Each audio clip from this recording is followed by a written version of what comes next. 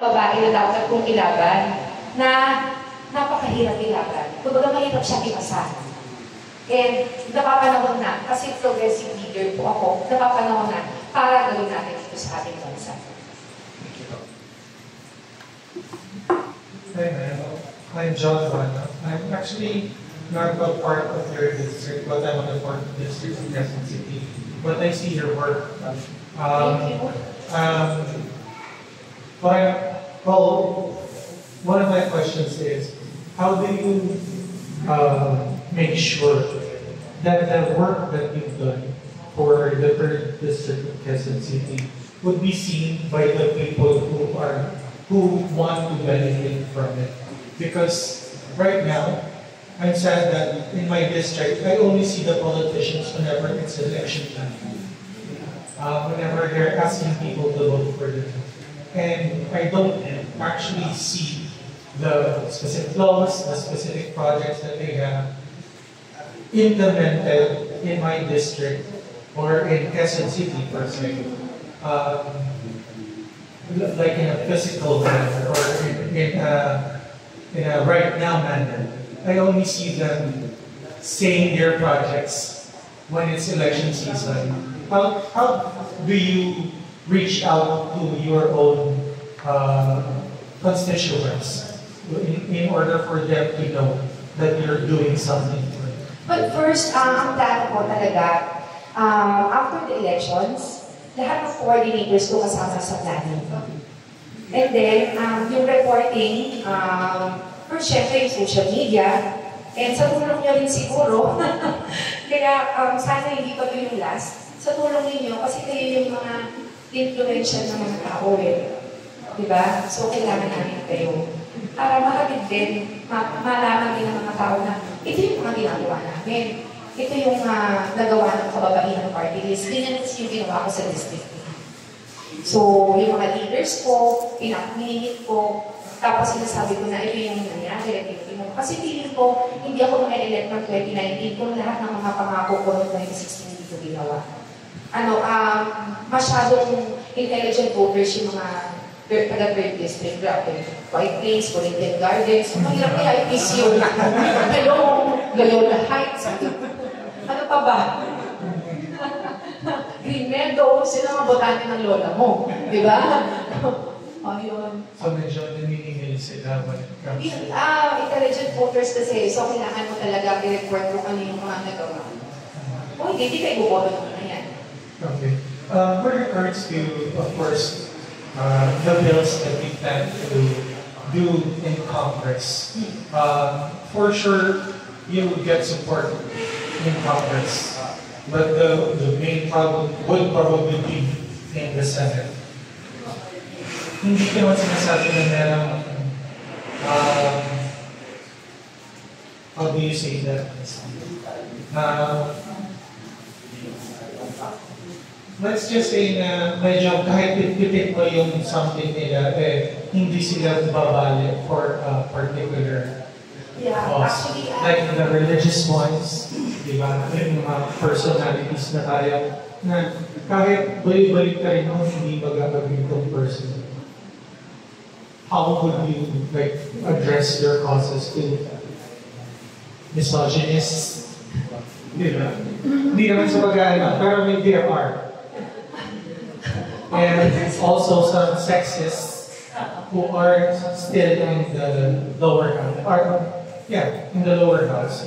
How would you be able to convince those people? Particularly. Actually, wala na akong makaisip kung di kausapin sila. I will talk to them in person, lahat sila. We have about 12 senators, right? So, yung 12 na yung kakausapin. But then, pinag-aralan ko lahat ng mga pumirma sa divorce, hindi mga ayaw outgoing na yung mga ayaw. So, yung pag-asa ko yung mga mananalo ngayon. Sana na sila. Masyadong mahirap kausapin. Sana open-minded sila. Siyempre, iba na yung panahon ngayon. Hindi na ito 18th century, 17th century. Iba na yung pangangailangan ng mga tao. Diba?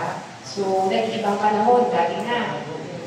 yung telephone natin, iniikot, di ba? Ngayon, di ba? Ngayon, ibang-iba na. So, dapat, nag-iiba rin tayo ng mga batas. Tingnan niyo yung sa local government code natin. Pag gumawa kami ng batas, puro publish siya sa newspaper. Lahat-lahat yun yan. Kailangan pa bang i-publish sa newspaper? Wala na nagbabasa ng newspaper ngayon. So, kailangan nakiandahan yung local government code, di ba? Dapat nakalagay doon kasama social media or TV. Ganyan, di ba? Yung mga ganon. Kasi nag-iiba na kanila. So, ito, papaliwanag ko na kailangan natin gawin. Would you mind also telling us about your affinity with the cosmetics and your term in, if ever you had a term in Valenzuela City, where did you particularly run in Valenzuela? I was about 22 going 23 when I ran for councilor in Valenzuela City. And then, after 3 terms, I got married. And then, nagkaroon kami ng tatlo. Tatlong lalaki. Tapos, yung pangasawa ko, only son, the former Senator Kiko Sete. Kaya naging Kiko Sete. Pero palagi po ako nagpagkakamalan na hindi ko Sete. Kasi ayaw ng sound, diba? And then, nasa core memory ng mga tao, si Kiko Sete, hindi naman si Kiko Sete. So, pati MC, talagang nagkakamali, sanay na ako doon. Kaya, okay lang, sabay ako kasi sa kanya. Konti. Is it a positive trait? You think that you are somehow related to the Yes, yes. Kasi walang dahil ng corruption. Tapos, kababaihan advocate talaga siya. Kasi siya yung chairperson ng Women and Family sa Senate natin. Linaban niya talaga yung mga babae. Kasi hindi ko, yung mga babae, hindi ko madalaman yung totoong problema ng mga babae. At ng mga nanchito. Inupuan kita, di ba? Ano hindi ko nag-wise ako noon? Okay naman yun, di ba? Alright. Aside from that, of course, going to one of your proposed bills, which is on divorce, that can be also pointed as part of just the same as with your other plan to file laws. Because it can also be abused in some way. Yes. People can just, accuse a male or a female person that they receive abuse from their husbands one day, and that's probably two-pronged also, not just in a criminal offense, and also for the divorce thing per se. Parang pwede siyang prone siya na ma-abuse. Yes, pero tinanggalan natin yung irreconcilable differences eh. Mahirap na ma-prove yung iba. For example, kailangan mo ng certificate ng doctor. Tatlong doktor yung kailangan mo. Diba? Tapos, kung domestic violence yan, hindi mo na kailangan ng doktor minsan. Kasi kitang-kita na eh. Diba? Kitang-kita na. Sa mga probinsya, may itak ka. May itak. So, bakit mo ba hihintay na patayin ka? I-divorce mo sa akin yan. Paano po ba, yung mga, there are cases na, yung parang pinitake talaga someone beat them up, that can, kumbaga, pwede rin siyang maging, yeah. Oo. Pero talagang, baka mamaya mapautuloy yung dumiliin, baka akala niya, totoo rin, no? Ganyan. So, meron din naman tayo mga DSWD na tutulong sa atin. So parang to prove that it's habitual. Pero ganun po ba parang... Actually, siyempre kailangan mo dyan ng mga ibang witnesses kapag may doubt ng responsibility. May doubt yung ganito, di ba? Baka may kailangan ng mga additional na mga requirements. Pero, nilesen natin yung chances na maabuso siya because dinagdan natin yung irreconcilable differences. Napakalawak kasi nun eh. Kahit anong dahilan pwede. Diba? Ito talaga, pinili lang natin yung mga, specific lang yung grounds natin. Nilasan na natin. Talagang affordable. Hindi siya siguro lalabas ng 5,000 pesos. Tapos meron din tayong public attorney's office, di ba, Pao? Pwede rin yun. So, can people believe for you? Pwede siyang 100%. Kasi di ba, narinig lang ako pwedeng mali ako. Meron daw 10 years na, ilang ganyan na yung ginagastos, hindi pa. Narinig ko lang naman, no? And then, 10 years na, 1 million. Or ilang million na nagaggastos, hindi ko nabibigay yung allotment nila. So, ang magiging argument ko nito sa mga Katoliko, nakabulad ko din, yung naghiwalay na may asawa na yung lalaki, nabubuhay din sa kasalanan. Kaya gusto nila magpakasal din, di ba? Di ba? So, parang kasalanan yun, at least umiwas na tayo sa isa pang kasalanan. Mabubuhay sa kasalanan din yung lalaki di ba? Yun, at least hindi na sila ngayon. Tapos, may second chance at love. Tama ba? Paano kung yung nandilusay na biluang mata? Tapos yung biluang mata, kaya ka nang buhayin, di ba? Ano ba yun na? Di ba no? Kasi yung dati, magbubugbog ka lang Di ba? Kung nakikita ng mga anak mo, merong psychological effect sa mga bata. Follow-up lang doon. In case na ma-approve na yung divorce, the bill, how do you plan to make it accessible? And yun nga, nabanggit mo na magiging mura siya accessible. Kasi ngayon, ang mahal-mahal ng alignment, di ba? So, ang plan ko, ang proposal ko is less than, is 5,000 pesos. 5,000 pesos talaga lahat. Babayad na ako ngayon.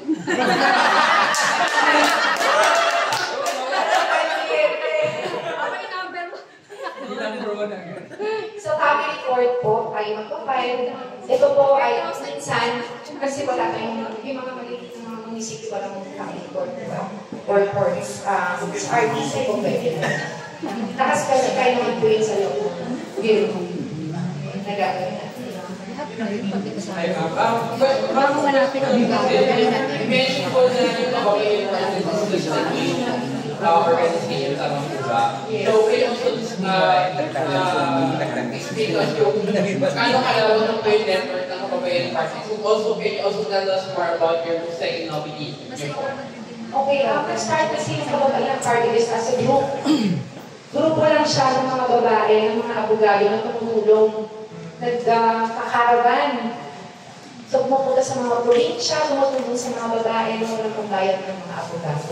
Doon nag-start ang kababayan. So, ang tagal niyan. Ang tagal niya na kababayan na hindi pa siya party list. So, nag-apply lang kami na kaming party list na ng 2021. Tapos, si Ria, ng Huawei, sa Dynamic, wala siyang picture dito. Kaya andyan. Andito. Yan. Nurse kasi siya. So, malaking tulong siya doon sa mga babae na psychological na nagkakaproblema, may mga bigla na lang iniiwan ng asawa. Based experience ko, may mga pinaka-verdict ko ako, minsan yung babae paulit-ulit na yung sinasabi. Yung mga iniwan, yung bigla na lang iniwan sila ng asawa, yung buko. Tapos hindi nila matanggap. So, paulit-ulit, kakasabi pa lang niya, mga after 5 minutes, ulitin na naman niya ulit. So, yung hindi niya yung alam na gano'n na yung nangyayari sa kanya. Tapos, nade-depress na. Tapos, doon na po nagkakaroon ng problema. Mga light ko ng mga, hindi naman, hindi siya yung hindi pa yung, tawag dyan, yung nadadala na sa yung mental hospital. Wala pa sa gano'n. Kailangan tulungan natin yung mga babae. So, malaki po yung natutulong na sa gano'n at sa mga diners po siya, yung mga babae po kasi may mga unique na mga sakit. Ang mga babae na po ang nagkakaroon ng breast cancer. Pero meron din mga lalaki, 1 in a million. Pero kami po kasi mga babae, 1 is to 8 na mga babae po nagkakaroon ng breast cancer. Kasi 1 is to 8 po kayo mga spa. Yan po yung laro sa upak ko. Tapos, cervical cancer, at lahat po ng mga cancer na related sa mga babae lamang. Tapos, pagkapanganak ka ng babae, meron pang pinatawag na postpartum depression. So, may mga sakit po talaga ng babae na unique lang po para sa babae. Kaya po, nung nag-usap kami, alam ko na marami siyang pagtutulong sa kababaihan party list, and pumayag na lang po siya. Dapat nga, may doctor din di ba? Kaya lang nung time na yun, active po siyang tumutulong sa mga babae ko kasi yung pagkakaraban, talagang yung Ulitin ko po, yung caravan po natin, grupo po siya ng mga abogado na pagdating din sa probinsya, talagang punukuha talaga yung mga babae, mga may kailangan ng abogado. Tapos libre po yun, lahat. Hello po. Just in case po na hindi makasubject ng sitang kababaihan, ano ang plan ng kababaihan parties para i-push yung divorce bill at saka yung anti-discriminatory? Kababaihan movement, no? Yung kababaihan movement, kasi bago siya maging party list, walang movement siya sa grupo. Yung kababaihan movement, pwede maglaban sa mga congressman at saka senators. So, sana mapagbigyan pa rin. Pero iba pa rin talaga ang pag-isip kasi talagang magagawa mo talaga lahat. Ito yung principal motor. Based sa experience ko, iba talaga kapag pinatuhan sa mga kababaihan. So, aside dun sa lobby, ano ba yung pwede gawin naman? Pwede mo isnabin eh. Pagka naglabi ka eh. Di ba? O, pwede, sige mo ko sa'yo bukas hindi na, nakalimutan na lahat ng pinag-usapan. O, yun ang mahirap. Doon, pag-lobbyist na lang. Okay. Pero yun lang po ang pwede natin i-plano ko talaga, mag-lobby talaga tayo. As a big organization. Kasi movement po siya. When I was browsing kasi sa list ng mga party lists na tatakbo, parang I saw parang around 4 or 5 groups na with similar, sa kababaihan din yung tutok nila. How would you differentiate yung kababaihan party list with them? And are you willing to collaborate with them if ever that you will be on the seat? And or are you in collaboration with them right now, katulad mo sa natin? Yung unang niyo pong tanong, ang difference po kami, economic empowerment ng mga babae. Kasi kung titingnan mo lahat ng mga problema ng babae, namuumpisa talaga financial. Bakit tayo nagkakaroon ng mga, yung kanina, binabanggit ni Sir, problema po natin sa prostitution, financial. So, yun po talaga ako tumutok sa economic empowerment ng mga babae or pagsasagawa ng ekonomiya para sa kababaihan. Pinag-aralan ko kasi yung platforms nila, more on violence against women. Stronger laws yung kanila. Pag binasa mo, mabasa mo lang sa mga Facebook nila, stronger laws sila sa mga pananakit. Ako more on sa mga unpopular platforms yung akin, yung mga ayaw ng mga tao. Pero kailangan na kasi, katulad ng pinunit nyo, po sa inyo kanina, hindi ako natakbo na representative ng kababaihan parties kung hindi ko kaya nilaban yung mga kababaihan. Huwag na lang. Diba? Yun yung mga kailangan nila eh. Ilang years po yan ang experience ko.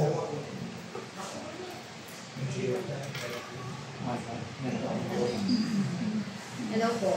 May pwede ko kayong i-share na naipasang batas sa city councilor na benefit ng mga kababaihan at naging successful at masasabing tatak Kate Costeco. Dito sa Quezon City, sa buong Quezon City, kilala ako sa community ng pagbuo ng solo weddings. At naging example ito sa buong Pilipinas. Pero hindi lang yun. Kasi grabe yung advocacy ko sa breast cancer at cervical cancer. So, yung pinakakunang bill na nakasabaw sa council, yung libre pap smear sa mga babae sa Quezon City. Pero kilala nila ako sa solo parents. As in, kilala ako sa buong Quezon City. Kung sinabi mo Kate Costeco, solo. Pero hindi ko ako solo parents.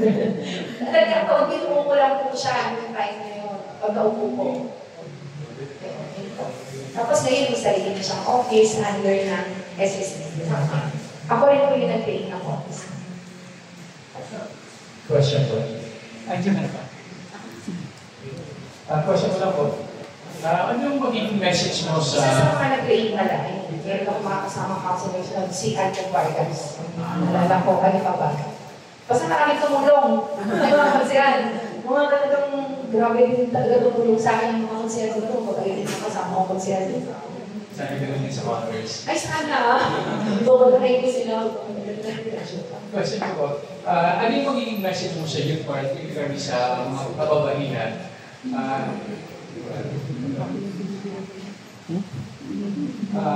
That are looking for representation and support sa government, particularly yung LGBTQIA. Message mo for them. Gusto ko lang sabihin sa kanila na nararamdaman ko sila. At saka nagiging yung kababali ng parties para sa kanila. Kasi marami po mga kaibigan sa relationship. Kasi sobrang dami.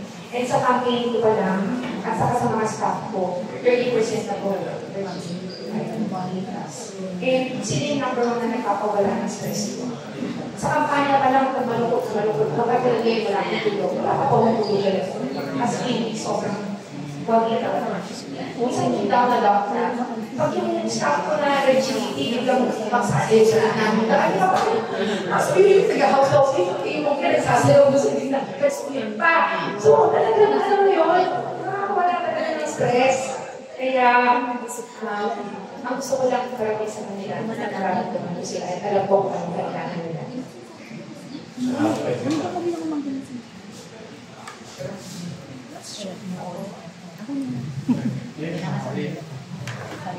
Since kababaihan ng parties, who are your biggest influences personally, politically? So, personal po siya pareho ko yung mami ko, my mom, at saka yung mother-in-law ko. Kanina pala, anak niya naman sinasabi tungkol sa mga babae. Oo, kanina pala, kasama ko siya kanina.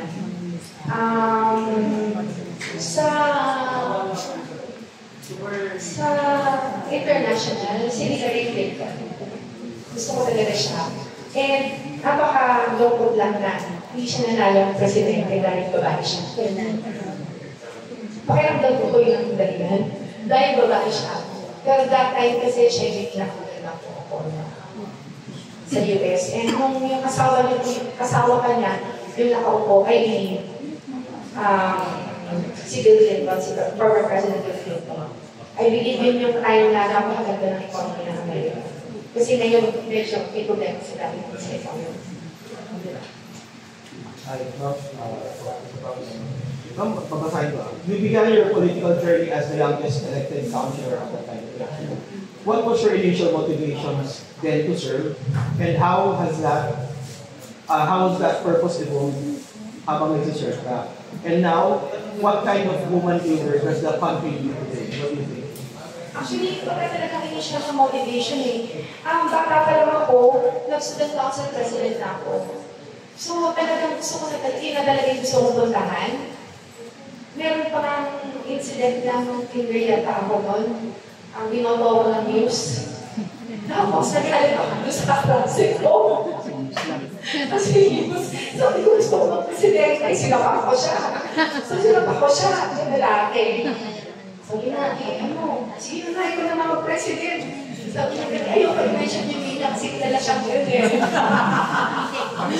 Okay lang ito, ikaw rin sa city niya. Kilala siya ngayon at ako. Kasi napak ko siya, sabi nung gano'n, ano ulit? Sino na mag-presidente ka na? Yan. So, nag-start ako sa yan. Searching na, qualified ba ka ng grade? Ha? Searching na. Wala yung talaga yung maano. First time ko lang yung pinwento eh. Tapos, pangalawa naman, ano ang kind ng leader na babae na kailangan ko? Yung leader na babae may political will. Yung hindi iisipin kung ilan yung botong makukuha. Dapat, ang focus mo ay nag-apon mo at kung ano yung magagawa mo sa mga sector na nilalaban mo. Kasi kung sa totoo lang, kung boto ang pag-uusapan natin, ang sasabihin ko lang sa inyo, pap smear, solo parents, di ba? Hindi ko na sasabihin sa inyo yung divorce. Di ba? Hindi ko na sasabihin sa inyo yung LGBT, yung ganyan. Kasi ang dami may gusto, may ayaw niya, hindi na makakari, mga katoliko, di ba? Pero hindi yun yung kailangan ng bansa natin. Hi, ma'am. Ma'am, paano po lang about the campaign going on? And especially, we're now in the last few weeks na po. Ano ba yung, meron pa po yung mga pupuntahan na lugar or paano ba yung assignment po in terms of campaign? Well, yung class na pupuntahan ko, Baguio, at sa Mindanao. Because yung second namin ko. And nag-release yung ABS-CBN ng survey. the other day, or 2 days ago. Umiyak ako. Kasi pag number 25 yung pababa nila, party list. So, umiyak ako yun. Kasi 2 beses ko na lang nakikita yung mga anak ko. Mas palagi ako nasa doon.